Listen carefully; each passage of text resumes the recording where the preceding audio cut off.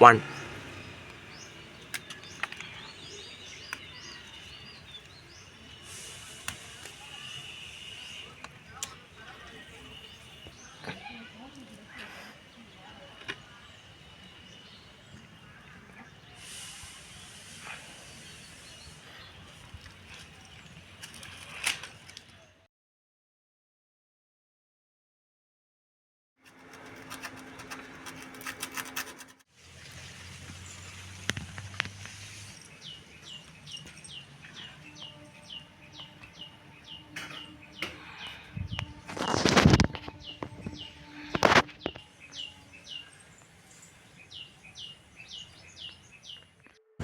கடாயை சூடு பண்ணிவிட்டு மிளகாய், மல்லி, சீரகம், கடலைப்பருப்பு, உளுத்தம்பருப்பு, மிளகு எல்லாத்தையும் வறுத்து எடுத்துக்கலாம்.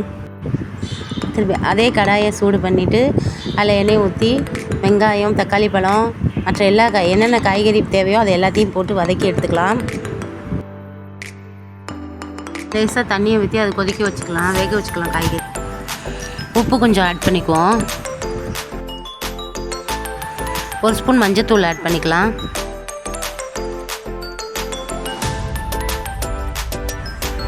வறுத்த பொருள் எல்லாத்தையும் நம்ம மிக்சியில் சேர்த்துக்குவோம். மிக்சியில் சேர்த்துக்கிட்டு அது கூட கொஞ்சம் பெருங்காயத்தை போட்டு நம்ம அரைச்சி எடுத்துகிட்டு வந்துடுவோம்.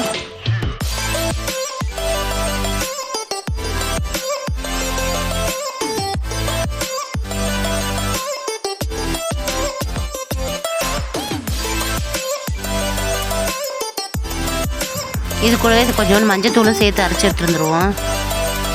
ரொம்ப ஃபைனாகவும் இல்லாமல் கொஞ்சம் குறப்பாக இப்படி அரைச்சி எடுத்துட்டு வந்துடுவோம். இது அப்படியே இருக்கட்டும். இப்போ காயெல்லாம் நல்லா கொதித்து வெந்துருச்சு. இந்த சமயத்தில் வேக வச்சுருக்கிற பருப்பு அதில் சேர்த்துக்கலாம். அப்புறம் அதுக்கப்புறம் அந்த அரைச்ச பொடியையும் அதோடு சேர்த்து கொதிக்க விடலாம். இந்த நேரத்தில் கொஞ்சம் புளி தண்ணியை ஊற்றிக்குவோம்.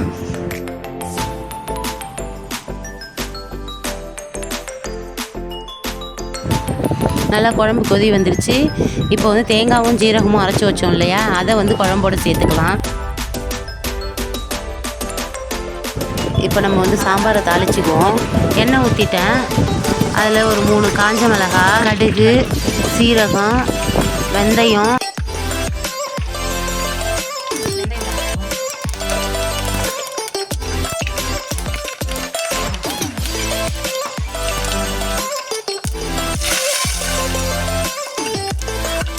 அது கூட வெங்காயமும் கருவேப்பிலையும் சேர்த்து வதக்கிப்போம்.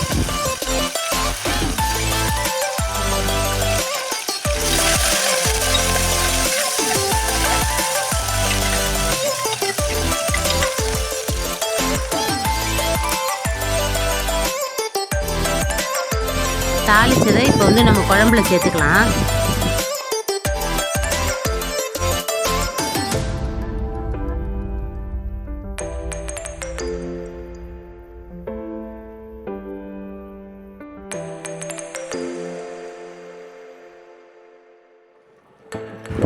ஆல்மோஸ்ட் குழம்பு ரெடி ஆயிடுச்சு. கொத்தமல்லி தூவி குழம்பு இறக்கிடலாம். குழம்பு ரெடி ஆயிடுச்சு. நன்றி.